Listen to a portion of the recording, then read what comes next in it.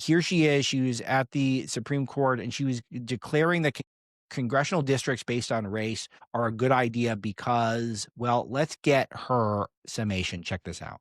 I guess I'm thinking of the fact that remedial action, absent discriminatory intent, is really not a new idea in the civil rights laws. And my kind of paradigmatic example of this is something like the ADA.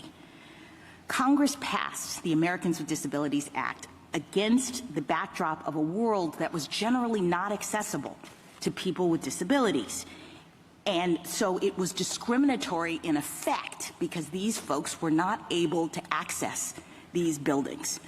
And it didn't matter whether the person who built the building or the person who owned the building intended for them to be exclusionary. That's irrelevant. Congress said the facilities have to be made equally open to people with disabilities if readily possible.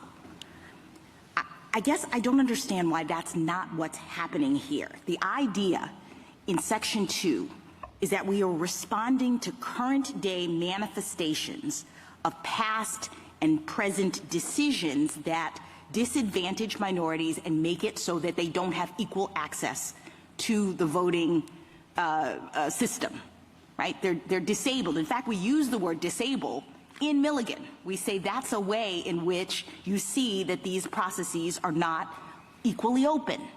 So people don't have equal access to the voting system because they're disabled, which is why we need to be able to draw congressional districts based off of race.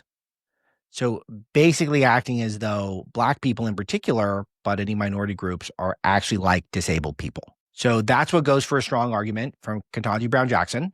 So that's the type of person that Joe Biden put forward as a standard bearer for liberal thought when it comes to the courts, a legacy of Barack Obama and his not just giving us Joe Biden as president, which you can thank Obama for that largely, but also for just enshrining this moment of racial obsession in our country and our culture, that we are now equating Black people to disabled people. And that's the liberals' argument for why we should be able to gerrymander based off of race. So I don't even need to apply analysis. It's so offensive, particularly to Black people, and she is a Black person. So that's where the racial stuff does backfire quite a bit.